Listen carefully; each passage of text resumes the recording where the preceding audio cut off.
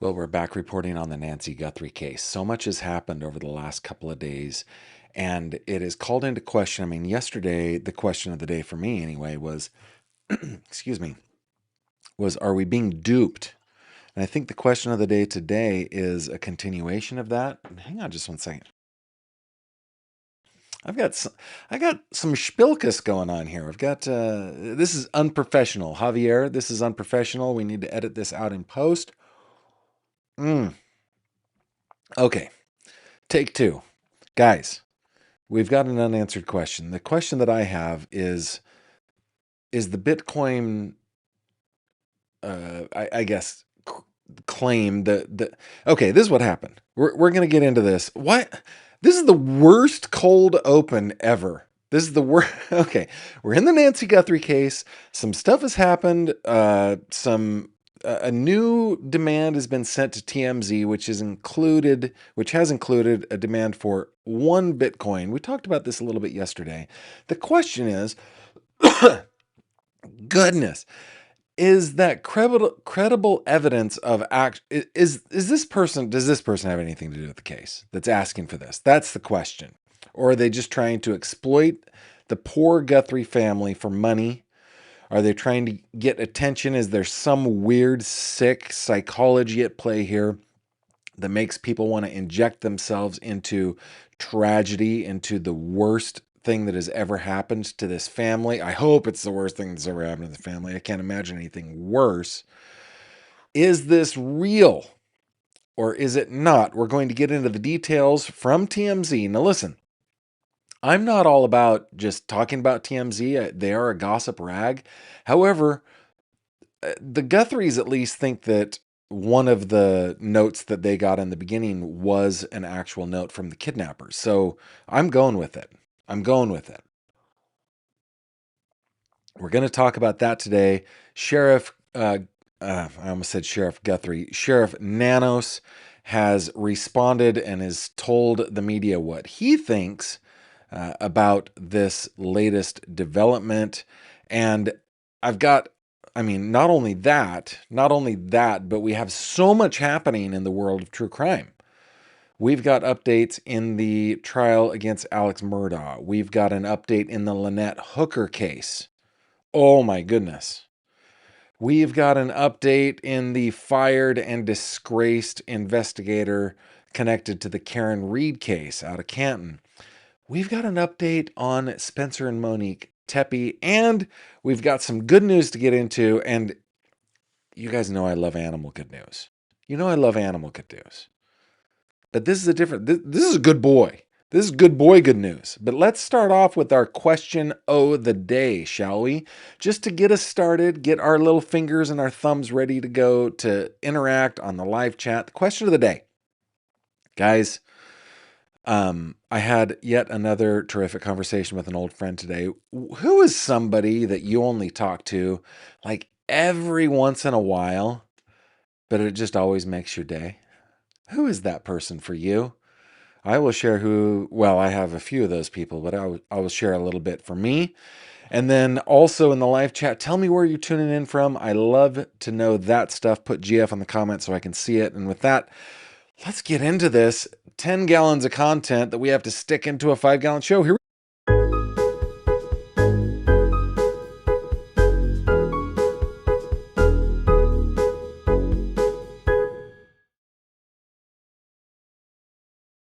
This video contains mature themes and discussions intended only for adult audiences. Viewer discretion is advised. Hello there, my friend. Welcome back to another true crime conversation with me. My name is Gavin Fish. I was previously the long-haired and chubby Gavin Fish. Now I am the shorter-haired and slightly less chubby Gavin Fish. Feeling healthy, feeling good, feeling happy these days. And I hope you are too, wherever you are. And don't forget, wherever you are, put it in the live chat so that I know. Well, I don't know. I just love it. In my mind, I have this little thing that I do, or how far away from Western Pennsylvania are the people that are watching me right now? How far? So I don't want you to make up any stories telling me you're in Timbuktu or something like that, but I'd love to know where you're watching from. I had another conversation with an old friend today that was absolutely delightful. You guys know, if you've been watching for any amount of time, I'm kind of going through a post midlife crisis here. It all has to do with. I think I'm mostly through it. It started kind of at my birthday, which was in October. I think I'm kind of mostly through it. Turning 50 was hard for me, but what's been fun is I've been reaching out to, and others have been reaching out to me, old friends that I've known since childhood, and I had a delightful and hilarious conversation today with a girl that I've known since forever, and it just brought a giant smile to my face. So tell me, who is that person for you? You only talk to him every once in a while, like maybe once every 5 years, 10 years even, but always makes your day. Let's head on over into the live chat and just get us warmed up, shall we? Let me reach over here. Let's see. Elizabeth Miller says, hello from the state our president will be visiting over the 4th of July. You know what? I've been completely ignoring current events and politics. I have no idea where the president, I'm guessing, of the United States will be over the 4th of July. I have no idea, but good for you, Elizabeth Miller. And then she chimes in from Bismarck, North Dakota, relaxing on my couch with my new puppy. My fiance surprised me while I was at work. We named him Bear. He's a 10-week-old boy bull German Shepherd. Well, congratulations on the new puppy. That is always fun. South Carolina is in the house. Cumberland, Kentucky is in the house. Tuning in from Boise, Idaho. Atlanta is here, watching from southeastern Kentucky. Watching from the train in Florida. Nice. I don't know what GF Elizabeth Jones means. No idea. Got to give me more context. Oh, Elizabeth Jones is the person that you talk to that always makes your day. That's awesome. That's awesome. Robin, let's see. It refreshed and I clicked the wrong one, but this is okay. I just got home from taking my kiddo to the dentist. Well, I hope your kiddo came back with a clean bill of health, no cavities. And Robin is with us from Oklahoma, loves the show. Love you too, Robin. Thank you very, very much for being here. Okay, guys, where are we at? Let's come with me, if you will, over to this article that I want to read you. Now, again, we've got a question that we're trying to answer today. We're trying to figure out, and it's kind of a continuation again from yesterday. Is this anonymous Bitcoin claim credible evidence that somebody is involved or is tangentially involved or is connected to those that are involved in the kidnapping and apparently murder of Nancy Guthrie? Man, I don't want that to be true, but I think it is, right? Or is this just some sicko, mean-spirited, mentally ill troll that has nothing to do with this and is trying to inject themselves? And if that is the case, why would you do that knowing that TMZ has said every single time they've received something, hey, I sent this on to the FBI? That's the part where I'm like, that's the part. All right, so this brings in old defense attorney Mr. Mark Garagos. Nancy Guthrie kidnapping note for single Bitcoin, not millions, is perplexing, Mark Garagos says. This came out last night by Rob Taub. Defense attorney Mark Garagos believes the latest letter in the Nancy Guthrie case is another example of how perplexing the saga continues to be. Yeah, I mean, that the person who wrote that lead, Mr. Taub, that might be the most obvious lead I've ever read. But that's what leads are for, right? Just get us into it. Very good. Garagos's comments follow a report from TMZ that it received a letter Friday from someone claiming to have video evidence involving Guthrie and a suspected abductor allegedly stored on a phone in a secure location. This is what we learned last week, right? This person says there's video. There's video. and it's on a phone, and that phone is secured somewhere. According to TMZ, as we talked about yesterday, the person who sent the letter has the same email and Bitcoin address as the person who emailed them weeks into Guthrie's disappearance.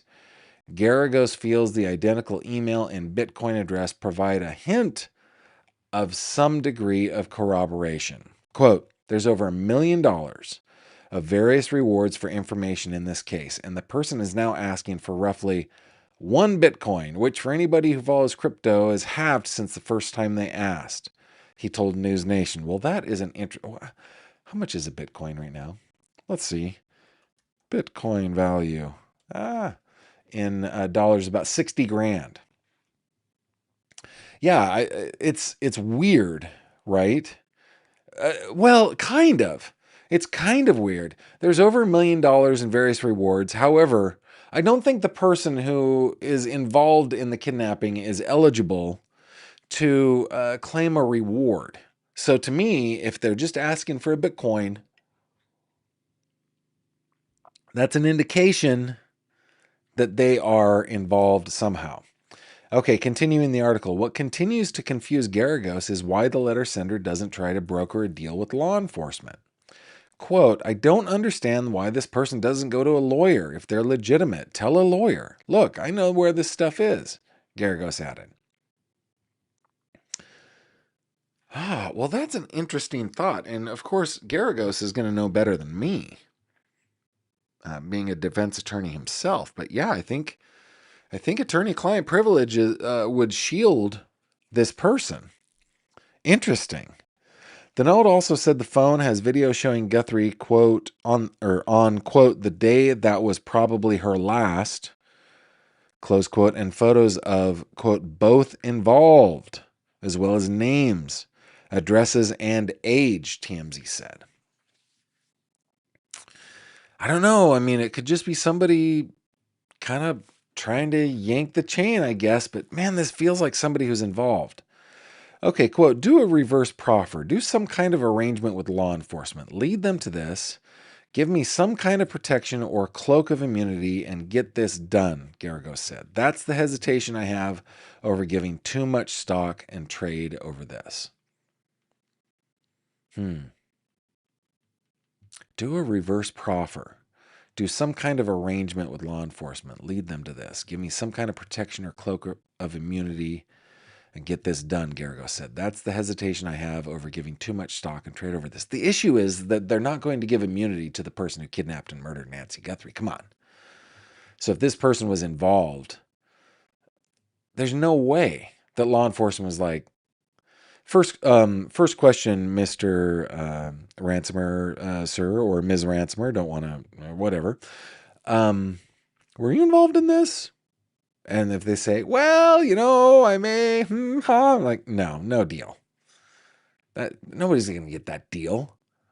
I don't know. Friday's letter comes days after a ransom note said the 84-year-old mother of Today's Show host, Savannah Guthrie, was buried in nature. Sources close to the investigation told News Nation's Brian. And by the way, guys, there's an article.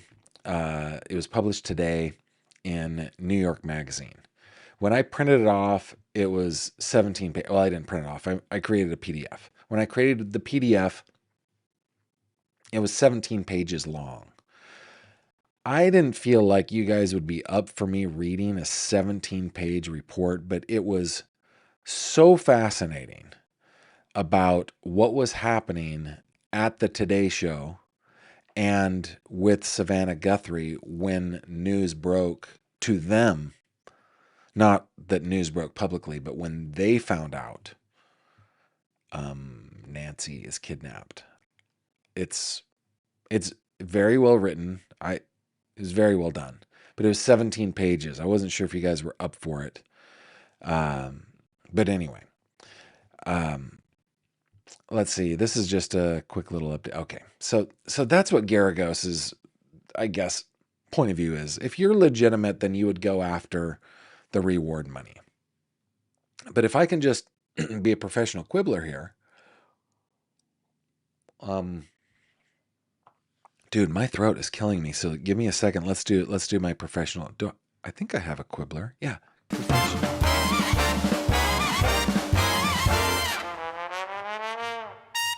Professional quibbler here! That trombone was terrific. So if I'm going to be a professional quibbler here, I don't think that it automatically excludes, like I don't think that the person who,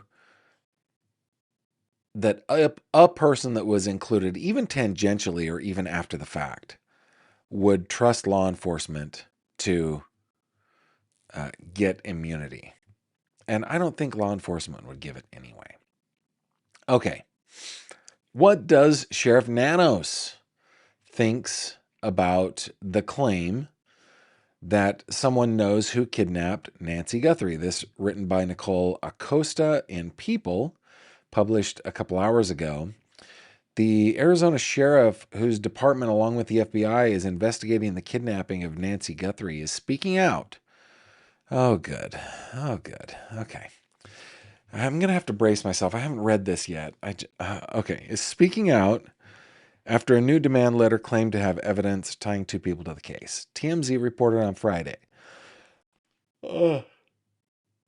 Sorry, guys. TMZ reported on Friday, June 26th, that the person who sent the email to the outlet said they have a phone stashed in a secure location containing what they claimed was a video of the main suspect with Nancy on the last day they believed she was alive. By the way, if this is true, where there is a person that is somehow connected to the abduction of Nancy Guthrie, they send into TMZ, hey, I got a phone stashed somewhere that has proof and shows Nancy on probably her last day with the abductor or abductors. And then this immediately gets reported by TMZ and other outlets, including me, right? Little old me. Dude, that guy's got to be PIST, right? He's like, dude, what the crap? I have a small circle of association. I only brought a couple people in on this. What do? You have a phone stashed somewhere? You know, yeah, okay. The sender added that the phone also contains pictures, names, ages, and addresses of both involved, as well as the Bitcoin address. TMZ reported that it forwarded the note to the FBI. The federal agency declined to comment when reached by People on Friday. Goodness.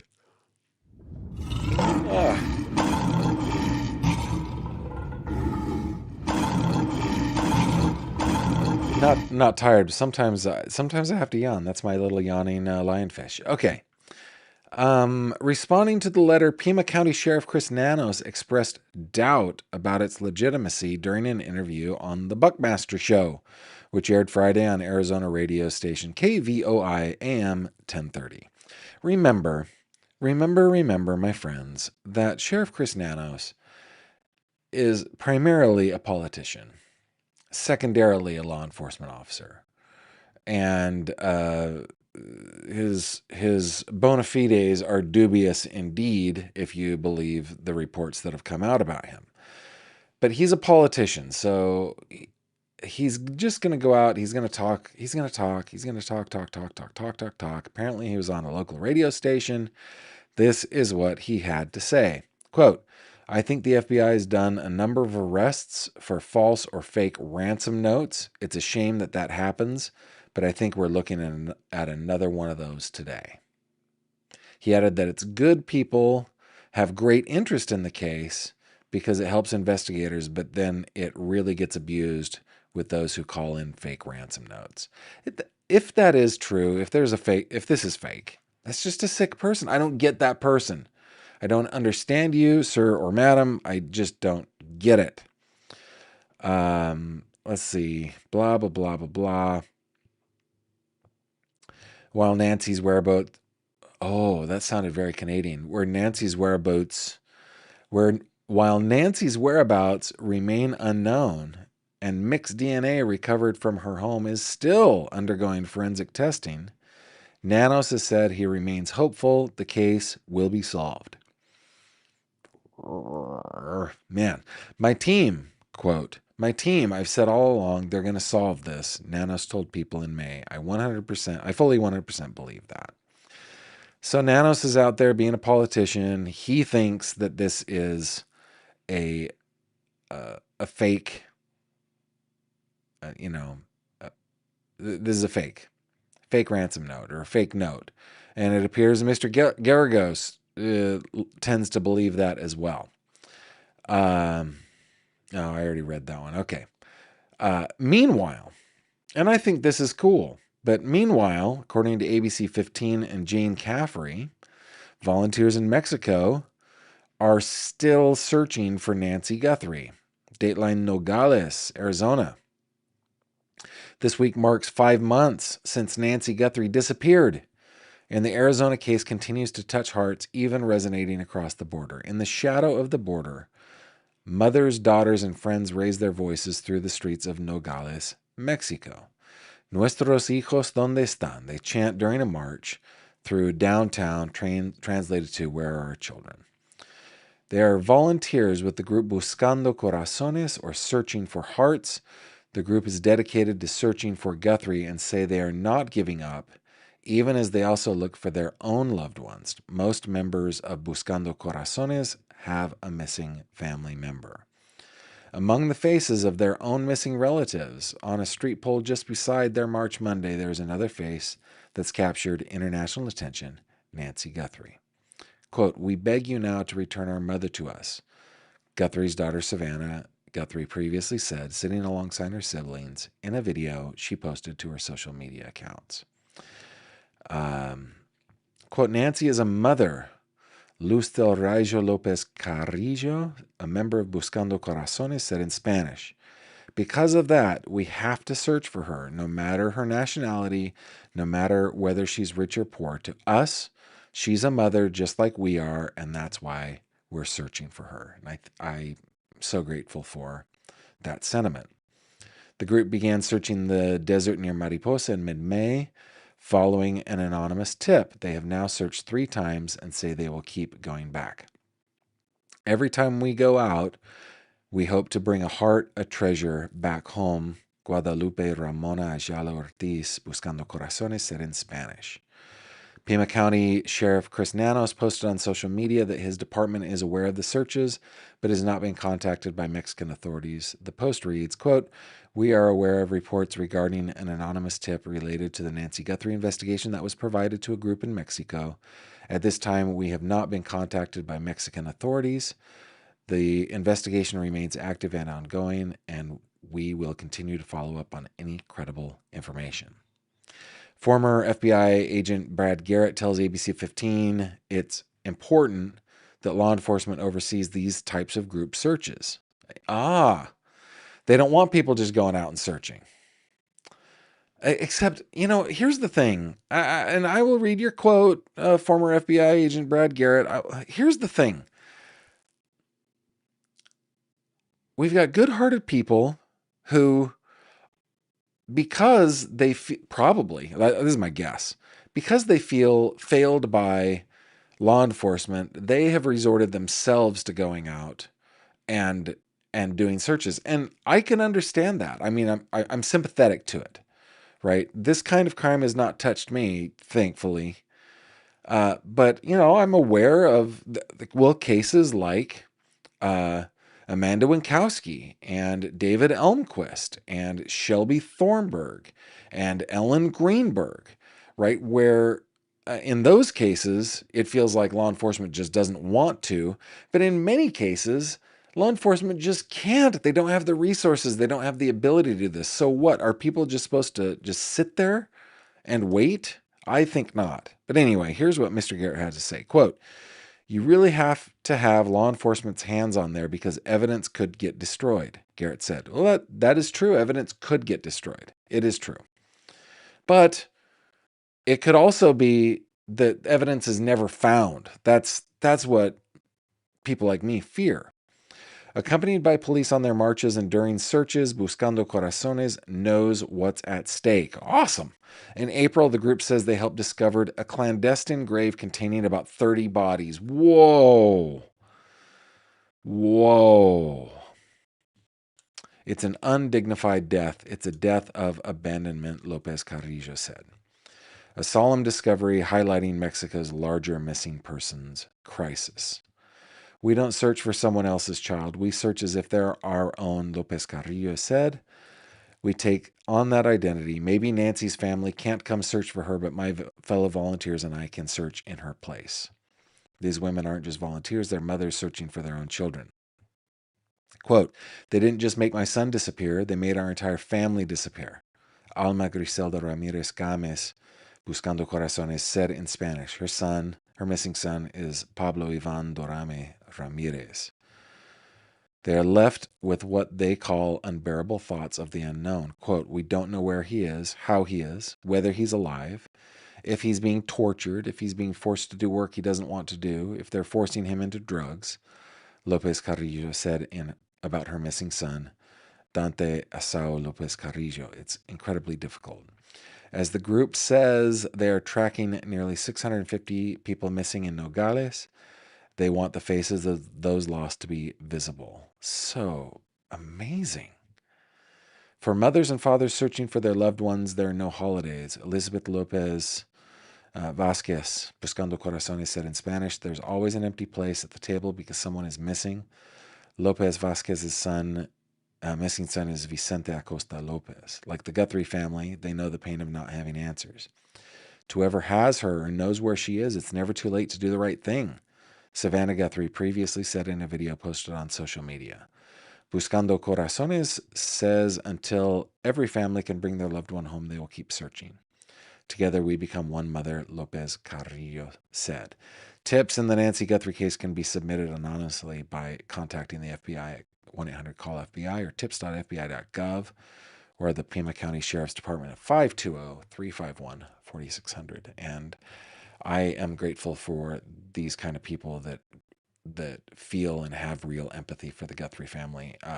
Unfortunately, it's that empathy comes because they have missing loved ones as well. So tough, man. But I just love grit in people. I just love finding people with true grit. I know that's kind of a cliche term, but I love gritty people. And people who say, no, I will not give up. I will not quit.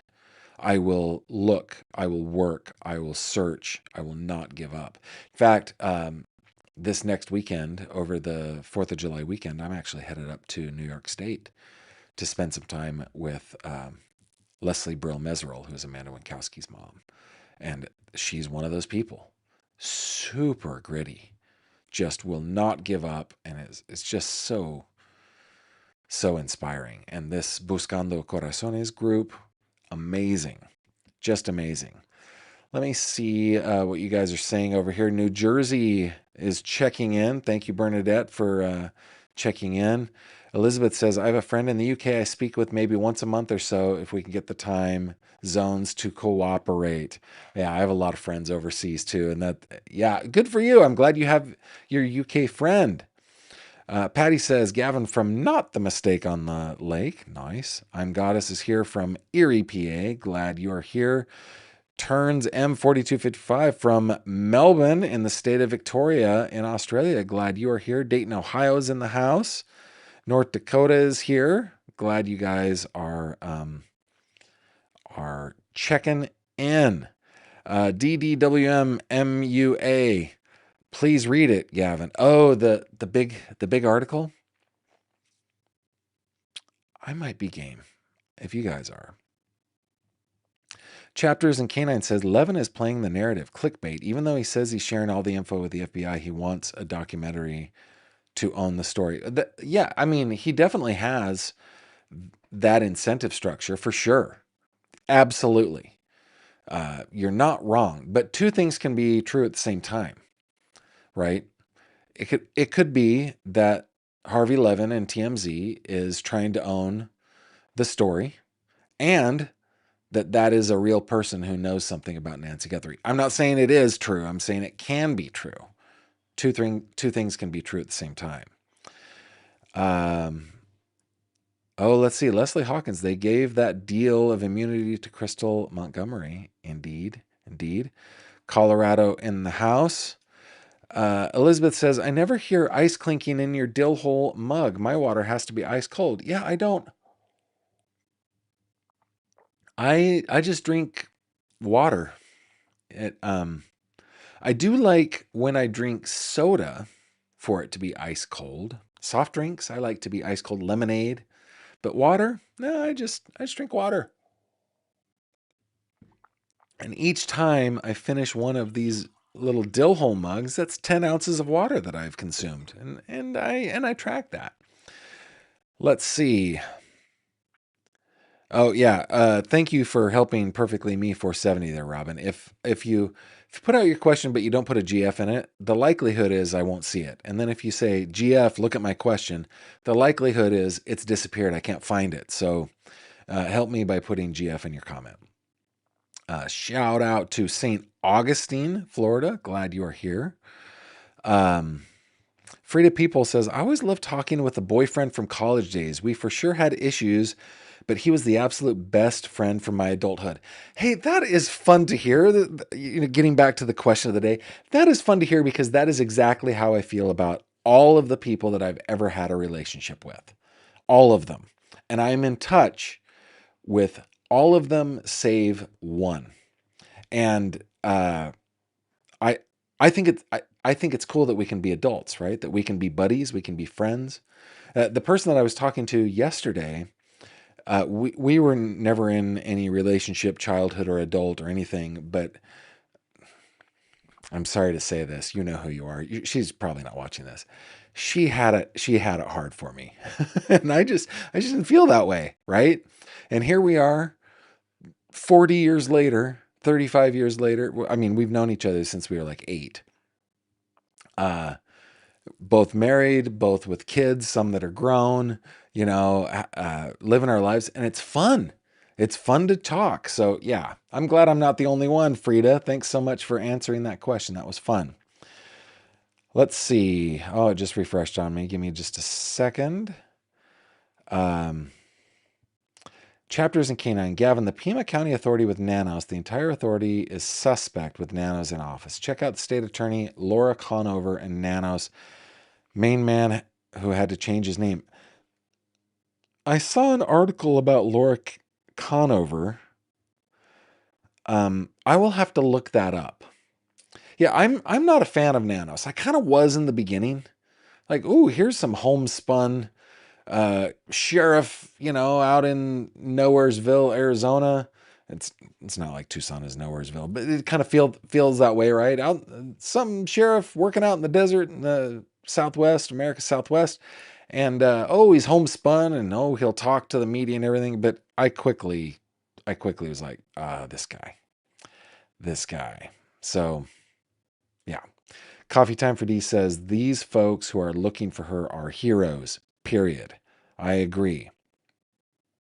Frida says, I wonder if law enforcement expresses doubt about the validity of all ransom notes in order to trick the real kidnappers to reveal more clues about who they are. Could be. I don't know that everybody's playing 9 steps ahead, though. I don't think that we've got a bunch of Bobby Fishers working in law enforcement. I really don't. I think that, especially when it comes to the political side of law enforcement, like Sheriff Nanos, right? The FBI, they're like, no comment. Nanos is like, hey, I'll sit down in your radio program, sit up to the mic, put on my headphones, and I'll tell you, I'll tell you the whole, because he's a politician. I don't think that he's some sort of, three-dimensional chess player. By the way, all chess is three-dimensional chess. We should say four-dimensional. No, there's time. All chess is four-dimensional chess. Doesn't matter. Doesn't matter, Gavin. Hey, Black Widower has been a member for 9 months. Oh, by the way, guys, this week, I'm not sure if I'm going to do it tomorrow or Wednesday. It's going to be a normal, regular thing, but I am going to do once a week an after show. It is going to be available to YouTube members and Patreon supporters. So I think I've got it figured out where I can do both at the same time. And it's just going to be an after show where we just kind of do a sorry for the pun, but like a post-mortem, and answer any questions you guys might have, talk about maybe some little extra things here and there. So in fact, maybe that's what we'll do this week for our members only and patrons only. We'll go over that 17-page article from New York Magazine. That's so fascinating. Let's do that. We're starting it this week, and I want to, like, a lot of you are supporting me just because you're awesome, and I need to give back. I need to give back. Miss Chivos Dragon says, it's not unusual for Pennsylvania people loving on gritty. And Pennsylvania is my adopted home state. Robin says, water or water drop? No, this is water drop water for sure. Yes, indeed. Robin is in the know, by the way, guys. If you go to gavinfish.com, which is my website, let me bring it up for you so you can see it. If you go to gavinfish.com, first of all, you're going to see lots of cool stuff, including true crime stories that are nowhere else. But if you go to support me, you'll find that there is a way to support me by going to my sponsors and affiliates, and one of those is Water Drop. I love my Water Drop reverse osmosis system. That I hadn't planned on making this a paid promotion. Robin made me do it, but yes, this is my delicious RO water. Kate says, love your podcast. Thank you very much. Pearl Snap says, I have grit. I don't know how gritty I am. I'm not being contrarian or modest. I've never had to be somebody in the shoes of Josh and Sandy Greenberg or the Elmquists or Amanda Winkowski's family or Shelby Thornburg's sister or anything. I just never have. Chaos Mama says, the Interview Room did a show about Conover and the others yesterday. I did see that. That's a channel that I check every single day. I didn't watch it, but I saw it, so I'll have to check it. Marie says, yay, I'm both. Oh, awesome. So it's going to work out for you two different ways. Thank you very much. Thank you very, very much. Okay. Let's see. I want to go over to my agenda here real quick. Did we answer the thesis question? Is this anonymous Bitcoin claim credible evidence or someone trying to exploit the case for money and attention? Why TMZ? My thought on this is the likelihood is high that it is somebody trying to just take advantage of the Guthries, but I'm hoping that law enforcement will take it seriously. Why TMZ? I don't know, man. Just reach out to the FBI, will you guys? Maybe they're just trying to put some sort of buffer between them and law enforcement, and that makes them feel better about themselves. People that are either faking it or the real ransomers, which I think there are real ransomers in this. I don't know if these people are or that person is, but anyway, that's what we have on the case today. Now, we've got some updates in the trial against the retrial of Alex Murdaugh. We've got an update in the Lynette Hooker case. We've got some information to bring you about the Teppies and about Karen Reed. We've got some good news. It's a good boy. We've got some good news about a good boy. But before we do that, how about we just hop into 3 questions, shall we? Here we go. It's 3 questions with Gavin Fish. Guys, in this segment, I answer 3 questions that come in to you, from you to me at the email address 3questions@gavinfish.com. I gotta say, I've got a lot of questions. I've got like a big queue, but they tend to be from like the same 4 people. So if you want a question answered about anything, it could be case related. I've noticed we hardly ever get any questions that are case related. But it could be case related. It could be about the mysteries of the universe. It could be about my personal preferences, my life. The only thing I've always said nothing's off limits, but if you ask about my kids and stuff, I'm probably going to not do those, but except that my solemn promise is that I will. I guess I will just do so in a way that protects their privacy. But anyway, send it to 3questions@gavinfish.com. The only caveat is I get to choose the order in which I answer these questions. Okay. Question number 1 comes to us from Diane G. Diane asks, how do you build self-confidence and resilience? Diane, I'm glad you asked because I am a person who is self-confident. I do not suffer from low self-confidence or low self-esteem. I credit my parents, and I will tell you, my entire growing up years, I heard on the daily how wonderful I was. The my parents' theory on this was that it was way easier to break a child down than it was to build a child up. And I buy into that. Now, every once in a while, there has to be a correction, right? But for our children, Kimberly and I, we always tell them every single day that we love them and why we love them beyond the fact that they are the fruits of our combined loins. Ew, ew, that was gross. But yeah, oh man, hang on. I shouldn't have shared that. I shouldn't have shared that. Hey Wanda, we need something to like clear? We need a saltine to clear the palate. Can you give us something that just a little transition music? Okay. I shouldn't have done that. I shouldn't have done that. That was just gross. There are children watching. Hopefully there are no children watching. Thank you, Wanda. Hopefully there are no children watching. This is adult content. But yeah, beyond just telling them that we love them, we tell our kids why we love them. We tell them we're proud of them when they do something great, which is on the daily. We tell them why we give them attaboys and attagirls. I really think that self-confidence and resilience is built at home. I do believe what my parents said, that it is way easier to break a child down than it is to build one up. It takes a lifetime to build one up. It takes a moment to break one down. So corrections can be made along the way, and that's what I think. Great question. I'd love to hear what you guys think. Resilience is the same thing because resilience comes from self-confidence, in my opinion. Question number 2 from Cindy. Were you ever picked on in school because of your last name? Well, now that you mention it.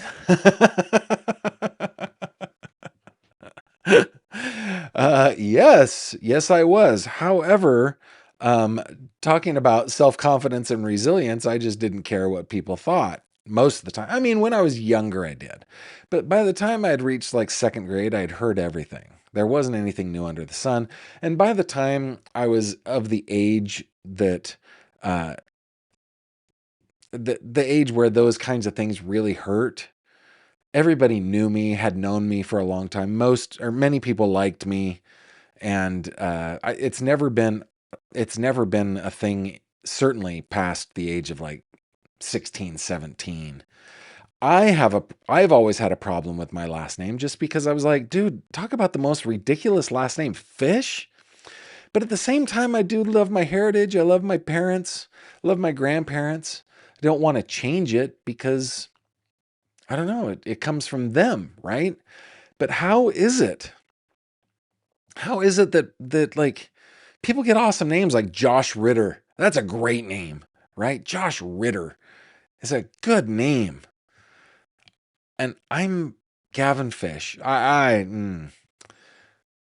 So the answer is yes, I was picked on at school, but it didn't last long. Plus, the other thing was I had 2 older brothers, and both of them were not only liked but respected. And I got to take my little wakeboard right into the comfortable wake that they created. I didn't have to work hard at all to be protected, to be, yeah, being the youngest son, I had a very, very easy life.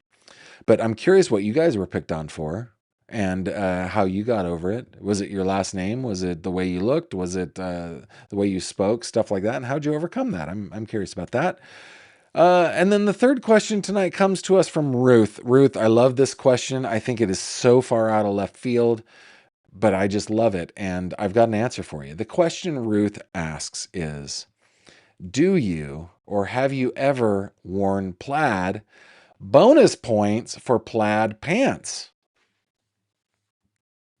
Well, Ruth, it just so happens that my first day of kindergarten. There I was going into South Summit Elementary, into the kindergarten at the tender age of 4, because my mom was like, "Get this kid out of my house. I just need peace and quiet."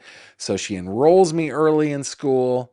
I go marching into Miss Linda's class, full on in plaid pants. I looked like Herb Tarlick, if you guys know that reference. I was a kindergarten aged Herb Tarlick, and it was, in my memory, glorious. Glorious. Then, of course, I've worn plaid when like camping, stuff like that. In my older age, I have more turned to kind of a classic style. I don't buy anything that is trendy or fashionable. I look for stuff that is stylish, something that has been in style since forever. Basically, if I see a shirt or a pair of pants or a suit or something, and and I can look at it and say to myself, Cary Grant would have worn this, then I buy it. Well, then I consider buying it. If I look at it and and I say Cary Grant definitely would not have worn this, then I don't. It's an automatic off. The other thing for me is uh, I I want natural fibers. So I'm like today I'm in a linen shirt. I'm usually in linen, cotton, wool, silk, or a combination of them. I have very few items of clothing that are anything other than that. So I don't know why I got off on that, but that's kind of my personal style choice. Now, I have to say I have improved since I have been on my journey to be more healthy, right? Because when I was fat, Gavin, I just wanted to cover myself and I didn't want anybody to see me. And so I would just buy polyester polos and big old giant jeans. But you know what I did today, just this very day, because I am out of formal clothing that fits me. I'm out. I have shrunken down below the size of my smallest suit. And so my plan is to have a suit or two tailored for me, but I need to be able to wear a suit to church. So I just went to Kohl's today, and I ended up buying a cheapo suit. I think it's some sort of synthetic fiber. It's kind of a bummer, but it will be short-lived because I've gotten all the measurements. It's time to get the suit made.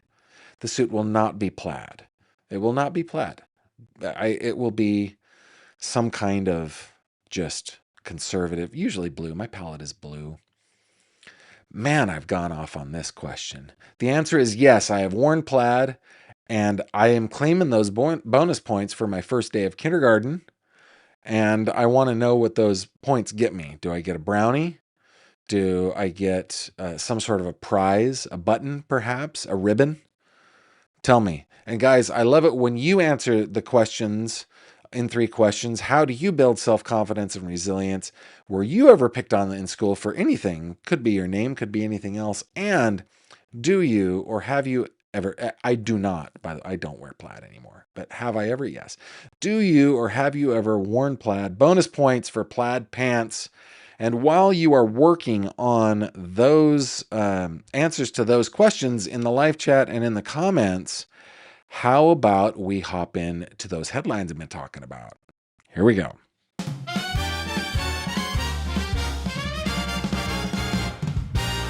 True crime headlines. Guys, let's start with the Lynette Hooker case. This is one where I think we need to go back and revisit the Lynette Hooker case a little bit. I know we've gotten into a time, it's like the great pause, the great silence, right? But I think we might want to get into this a little bit more, maybe tomorrow.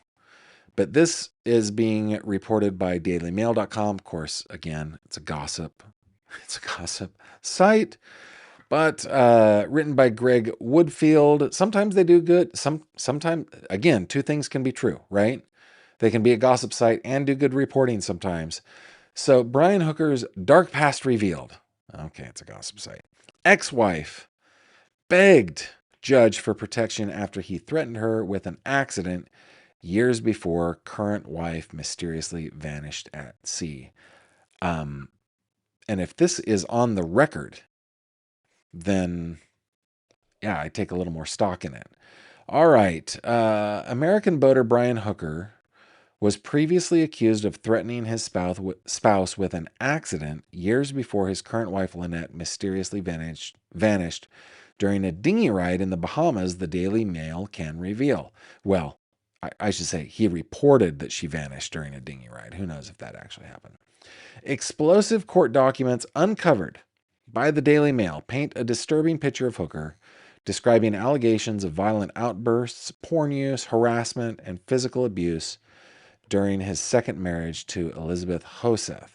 Hoseth, who died age 64 in June 2024, successfully obtained a personal protection of order after claiming the former Marine had threatened her during their bitter divorce.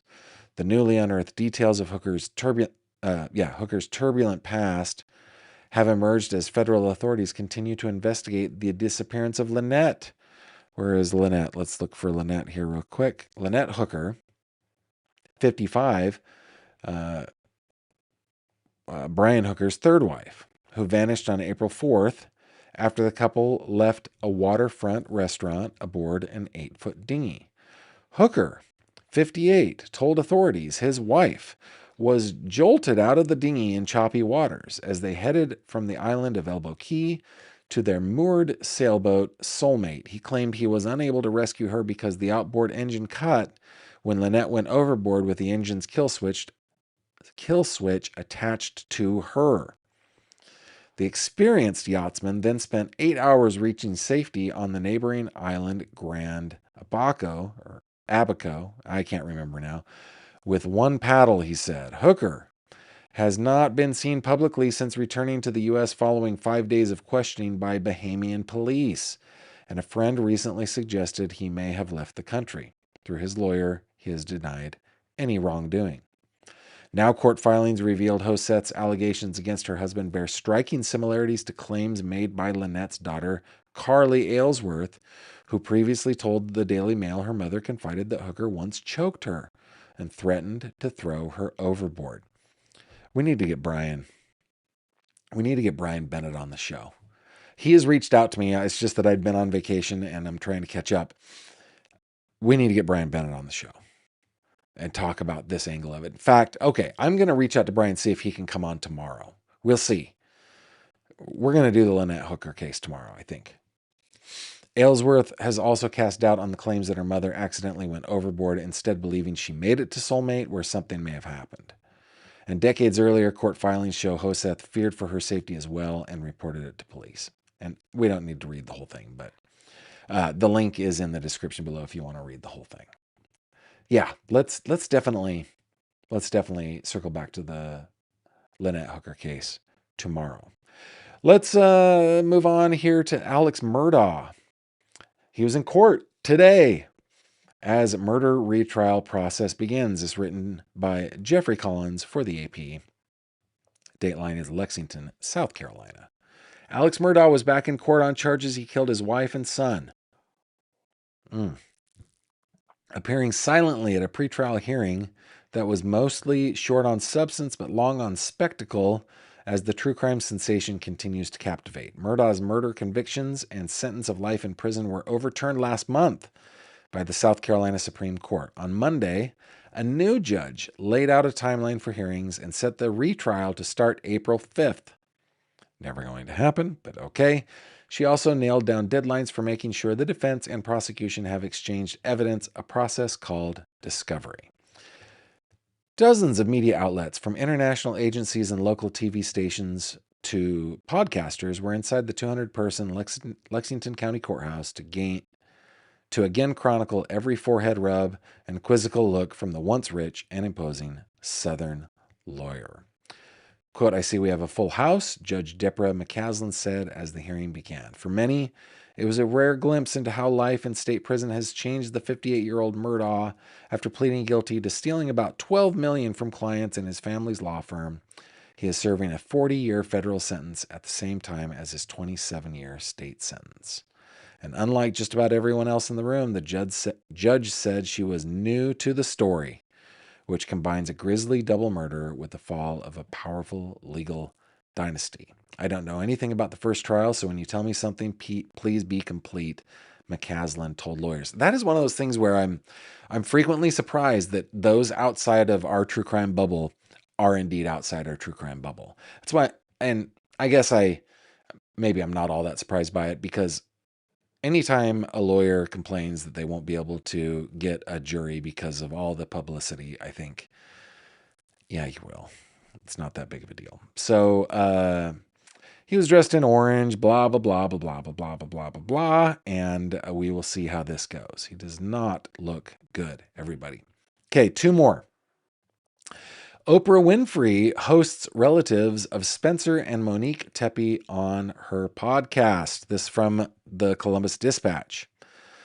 A Columbus double homicide that made national news over the winter also caught the attention of Oprah Winfrey. The television icon talked to Maddie and Rob Misley, sister and brother-in-law of slain Columbus dentist Spencer Tepe, on a June 23rd episode of her podcast. The couple, who also recently talked to a Netflix podcast about the deaths of Spencer Tepe and his wife Monique, sat down virtually with Winfrey to discuss the alleged abuse Monique Tepe experienced at the hands of her ex-husband Michael McKee. Let me bring up this schmulio. Monique Tepe, 39, and her husband, Spencer, 37, died December 30th. They were found shot inside their home in Columbus's Wineland Park neighborhood. Rob Misley said Monique was not the type of person to shy away from her past, and she would talk about abuse she said she experienced at the hands of McKee. However, she always referred to him as her ex-husband and did not mention him by name. She would never say his name, Rob Misley said. I didn't even find out his name until that night. She would tell us he would threaten to kill her. He was emotionally abusive to her. When their bodies were found after the attack, Rob Misley said he immediately thought of Monique Tepe's ex. Nobody could say a bad thing about those two, Misley said, so McKee is the only person that could come to mind. Spencer Tepe's sister, Maddie Misley, said she was still surprised because Monique and Spencer Tepe had been together for many years. And then, of course, he pleaded not guilty on all charges. Gavin, a case status conference will take place on August 24th. Okay, last headline. Tomorrow we're going to do the Hooker case. We got to go back to it. I'm going to see if I can get Brian Bennett on. Okay. This from NBC Boston. Canton, Mass. shares texts from Sergeant Sean Good after investigation. And guys, I have not read this article. I just read the headline and the lead. I am certain that they did not print what was in there, but if they did, I'm not going to read it. Okay? These guys were shockingly bad. Shockingly. Just terrible people. Oh my goodness. The town of Canton, Massachusetts. Blah, blah, blah, blah, blah, blah, blah. Javi, we're going to need that edited out, please. The town of Canton, Massachusetts. And hey, if anybody is listening and Javi does not edit that out, then there will be lashes with a wet gluten-free spaghetti noodle. Okay? Lashes. All right. The town of Canton, Massachusetts, dang it, take three, Massachusetts, has shared text messages sent by a former police sergeant who testified in the high-profile Karen Reed murder trial and resigned this month amid an internal affairs investigation into allegations of misconduct. Yeah, I think. The investigation into alleged messages from former Sergeant Sean Good found several serious rules and policy violations, according to the final report, which the town shared upon receiving it Monday. Language in the messages is horrific, the town said. Quote, the investigation documents a disturbing pattern of discriminatory, I need to slow down. I don't know what's going on with me. Discriminatory, offensive, bigoted, and hateful conduct that is fundamentally incompatible with the values of the town of Canton and the standards expected of every police officer. Based on these findings, it is the opinion of the town of Canton that this individual's conduct warrants permanent disqualification from the honor of serving as a police officer in the Commonwealth of Massachusetts or anywhere else, the statement from Canton said. Yeah. The report, compiled by a former chief of police for Fairhaven, notes that Good sent texts, quote, showing bias against several races and ethnicities that were anti-Semitic, homophobic, ableist, sexist, and misogynistic, and which revealed sensitive police information like where police would be conducting a sobriety checkpoint. So, yeah, that's, we're not going to, Oh, what is it about the Sandra Birchmore case? I wanted to, let's see. An independent audit of the Canton Police Department commissioned amid the backlash over how it handled the investigation into O'Keefe's death and the Sandra Birchmore case was released last spring. My guess is, guys, that report was hogwash and that Good was one of many police officers who behaved that way. That's my guess. But you know what? Hey, Wanda, you know what? It's time. It's time for us to have a little transition music because we want to do some good news. Can you play us some good news stuff? Turn it on, hear the good news calling. Yeah. Bright blue skies and the rain stops falling. Everybody's singing. Look at this good boy. Everybody moves. Nothing feels better than good news. All right. Oh, that's enough. We only need one. We only need one verse there. Guys, this coming to us from the Intelligencer, written by Don Munch. Glen Carbon, Illinois Police Department office dog boosts morale. All right, let's read it. Look at this is a good boy. That's a good boy. All right. Frank is not on the Glen Carbon Police Department payroll. Well, he should be. Look at, he's got a badge. But he still makes his rounds. The 2-year-old rescue dog spends his days inside the department's administrative office, greeting visitors, seeing employees, and wandering over to Village Hall and the senior center. Several people in the building keep treats for him. Others stop to throw a ball down the hallway. That's awesome. He's not one of the department's working police dogs. Frank's role is quieter. Quote, he's got a personality, said Colleen Greenlee, Director of Administration and Technology at the police department. He's our department heart, sort of. In January 2024, the Granite City Police Department posted a picture of Frank and his brother on the department's Facebook page. The dogs had been found in a plastic bag on the side of the road. They were about 5 weeks old. Oh, come on, man. They were very small, very sickly looking, and they put up a post asking if anyone had information, Greenlee said. Greenlee wanted to adopt one of the puppies and contacted Granite City Animal Control. Frank was available while the other dog already had a foster owner. Because he was so little, I couldn't leave him at home by myself, Greenlee said. I had to bring him to work. He was barely weaned and he was kind of sickly, so he was here every day. I had a little fuzzy kennel that he stayed in here, and then I think everyone just fell in love with him, and so he's been here ever since. That's great. He goes home each day with Greenlee and comes to work with her. She has another dog, a blind Pomeranian, at home. Frank is not a police dog, does not interact with the 2 police dogs on staff because they are working dogs trained to ignore other dogs.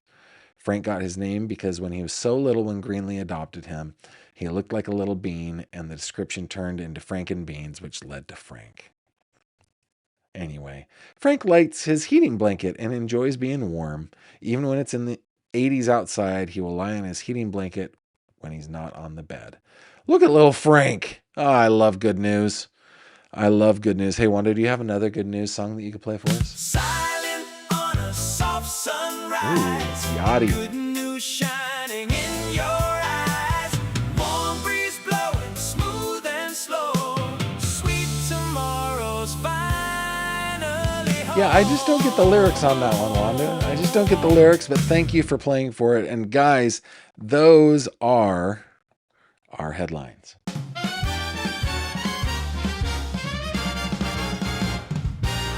True crime headlines.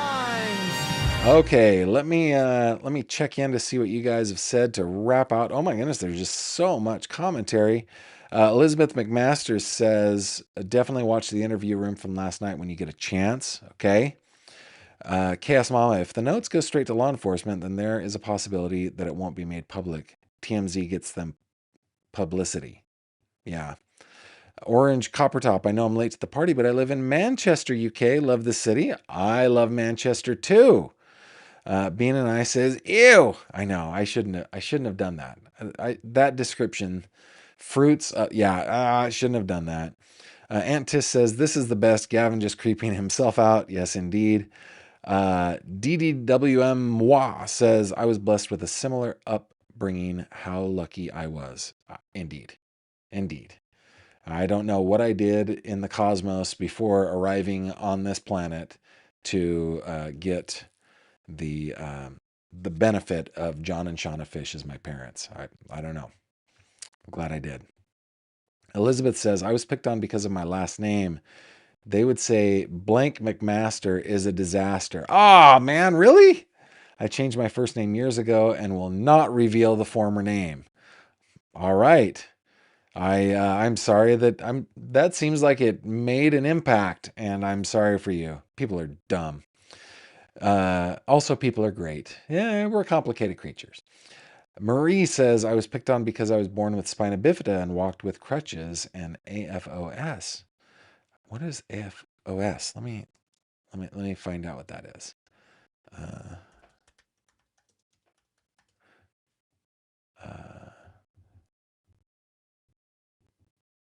no, not Argos. Uh, oh, AFOs.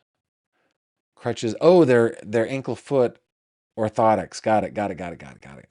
Okay, so you were made fun of that, but Marie seems like you overcame as I did. Mischievo's Dragon says, "Hey, hey, Herb Tarlick from WKRP. Indeed, that is who I'm talking about. WKRP in Cincinnati." Elizabeth says, "I get the Herb Tarlick reference. Love WKRP, especially the Thanksgiving episode." Oh, the humanity. Yes, indeed. Chaos Mama says, "People picked on me because I had poor fashion sense and a different last name. I moved to a new town right before high school, and the poking fun of me stopped." Oh, good. Well, right in time. Coffee Time for D says, "Gavin, you have totally changed the way I think about clothing. From this point forward, I will have to ask myself, would Audrey Hepburn wear this?" What a great way to pick clothes. I'm telling you. Like if you look, so I've kind of gotten into men's fashion. It's kind of fun. I got my very first shirt that I got made for me. That just arrived a couple. I wore it to church uh, Sunday for the first time. Right. So for the first time in my life, I had a shirt tailored for not just I had a shirt made for me, and it's just I have completely changed the way that I buy clothing. Like it's the same way for men's wear. You could say George Clooney or something like that, because if you look at George Clooney's fashion sense, it's the same as Cary Grant's, right? It's the same. So yeah, if you dress like Audrey Hepburn, yeah, you look snazzy. You look good. Uh, Devaz New York says, "I agree that Joshua Ritter is a great name, but I think Gavin Fish is a great name too. Did your wife hesitate taking your name?" Well, thank you. And yes, in fact, after our first date, which was epic, by the way, epic, um, she went home and her mom asked her, "How did it go?" And she said, "I had a lot of fun, but there's no future there. His last name is Fish." That verbatim. I'm quoting that verbatim. My mother-in-law loves to laugh about that. Um, she did come around pretty swiftly, I might add, but she did not change her last name until like right before our first child was born. And she says because she wanted the same name as her child, and I was like, no, I was forward thinking enough there that we we you didn't have to take my name, but now she just is who she is, and she loves it.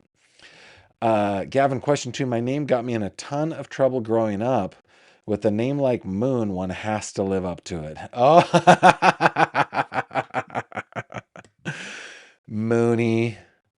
Were you the equivalent of the character in the delightful musical Grease? Is that what you were? That's hilarious. In fact, the girl from that I was talking to yesterday, she was that girl. I have seen that girl's can so many times. Frida says, I forgot that I had to wear a plaid school uniform for 3 years. Anyway, now I'm a plaid connoisseur, but never plaid pants. Okay. Plaid can be beautiful. It's just not for me.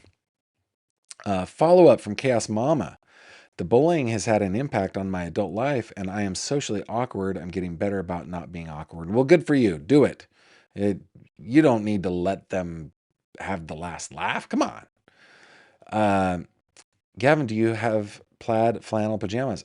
Listen, Pearl, you're trying to break the rules. You're trying to skirt the rules, not really break them. You're skirting rules. That is the perfect question to send to 3questions at gavinfish.com. Elizabeth says, I had a pair of plaid pants. I think they were designer, but it was the 80s. So, yeah, same with me. Same with me. Joanne, thank you very much for being with us. How long? How many months? 4 months? Awesome. You're welcome for it's been a little fluffy today, but yeah. Frida, I did get picked on for my last name, although not a lot. It was a cartoon character's name. I see. Brooke says, I worked in an industry where being told no enough that I built the self-confidence and resilience over time. Rejection therapy, if you will. Ah, good for you. Good job. Michigan is in the house. Thank you very much for being here. See if there's anything else. Coffee Time for D says, violence with wet pasta? Poor Javi. I am a silly man. It's true. It is true. All right, I think we've caught up on everybody's comments. Thank you guys for joining me tonight. I appreciate you. We will be back tomorrow. We'll be talking, I think, about the Lynette Hooker case, and I think I will invite Brian Bennett to come on to see if he can. If he can, we will have him on. But I think we're definitely going to be talking about Lynette Hooker case tomorrow. We might be able to get into our little salty fingers the actual documents from his late ex-wife. So maybe we will do that. But I certainly want to talk about choking as a precursor to murder, which is Brian's specialty. Hey, remember that you can join us on the fish tank. The best way to do that is to go to gavinfish.com, the website I showed you earlier. Up in the upper corner, if you're on a desktop, there's a little fishy. If you're on mobile, if you open up the what's the menu, you will find that little fish icon. That will take you over to the fish tank where you can hang out with us on Facebook. You're always invited. Please do so if it's your thing. And then later this week, probably tomorrow or Wednesday, we will be doing that after show for YouTube members and patrons. So look for that announcement tomorrow or the next day. And with that, guys, I bid you adieu. Thank you very much for being here, and I will catch you on the next one. Take care.